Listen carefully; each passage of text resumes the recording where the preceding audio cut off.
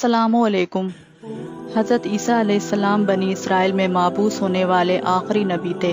آپ نے اپنی قوم کو خاتم النبی حضرت محمد صلی اللہ علیہ وسلم کی آمد کی خوشخبری دی۔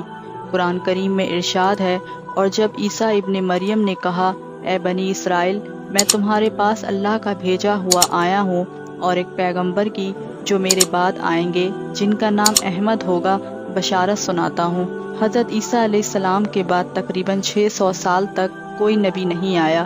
پھر اللہ تعالیٰ نے نبی صلی اللہ علیہ وسلم کو سارے جہانوں کے لیے رحمت بنا کر مابعوث فرمایا اور ان پر آخری آسمانی کتاب قرآن مجید نازل فرمائی۔ حضرت عیسیٰ علیہ السلام پر انجیل نازل فرمائی گئی تھی۔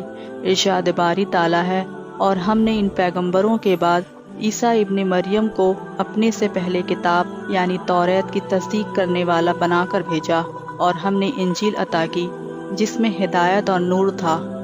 حضرت عیسیٰ علیہ السلام نے جب یہودیوں کے سامنے اپنی نبوت کا اعلان فرمایا تو چونکہ یہودی توریت میں پڑھ چکے تھے کہ حضرت عیسیٰ علیہ السلام ان کے دین کو منسوخ کر دیں گے، اس لیے یہودی آپ کے دشمن ہو گئے، یہاں تک کہ جب حضرت عیسیٰ علیہ السلام نے یہ محسوس کر لیا کہ یہودی اپنے کفر پر اڑے رہیں گے اور وہ مجھے قتل کر دیں گے، تو ایک دن آپ نے لوگوں کو مخاطب کر کے فرمایا، ہم خدا کے دین کے مددگار ہیں، ہم اللہ پر ایمان لائیں اور آپ گواہ ہو جائیں کہ ہم مسلمان ہیں۔ باقی تمام یہودی اپنے کفر پر جمے رہے، یہاں تک کہ جوش عداوت میں ان یہودیوں نے آپ کے قتل کا منصوبہ بنا لیا، اور ایک شخص کو یہودیوں نے جس کا نام تتیانوس تھا آپ کے مکان میں آپ کو قتل کرنے کے لیے بھیجا۔ اتنے میں اچانک اللہ تعالیٰ نے حضرت جبرائیل علیہ السلام کو ایک بدلی کے ساتھ بھیجا، اور اس بدلی نے آپ کو آسمان کی طرف اٹھا لیا۔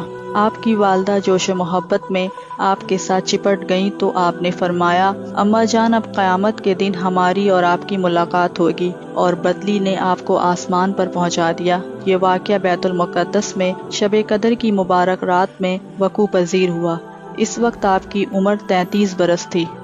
تتیانوس جب بہت دیر مکان سے باہر نہیں نکلا تو یہودیوں نے مکان میں گھس کر دیکھا تو اللہ تعالیٰ نے تتیانوس کو حضرت عیسیٰ علیہ السلام کی شکل کا بنا دیا۔ یہودیوں نے تتیانوس کو حضرت عیسیٰ علیہ السلام سمجھ کر قتل کر دیا۔ اس کے بعد جب تتیانوس کے گھر والوں نے غور سے دیکھا تو صرف چہرہ حضرت عیسیٰ علیہ السلام کا تھا، باقی سارا بدن تتیانوس کا ہی تھا۔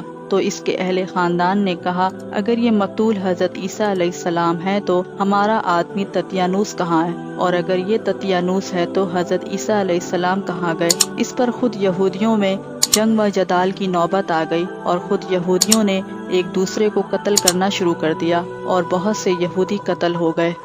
آپ کے آسمان پر چلے جانے کے بعد حضرت مریم علیہ السلام نے 6 برس دنیا میں رہ کر وفات پائی۔ روایت میں ہے کہ قرب قیامت کے وقت حضرت عیسیٰ علیہ السلام دنیا میں اتریں گے اور نبی صلی اللہ علیہ وسلم کی شریعت پر عمل کریں گے، اور دجال اور خنزیر کو قتل کریں گے اور صلیب کو توڑیں گے، اور 7 برس دنیا میں رہ کر عدل فرما کر وفات پائیں گے، اور مدینہ منورہ میں گنبد خضرا کے اندر مدفن ہوں گے۔ حضرت عیسیٰ علیہ السلام یہودیوں کے ہاتھوں مقتول نہیں ہوئے، اور اللہ نے آپ کو آسمانوں پر اٹھا لیا۔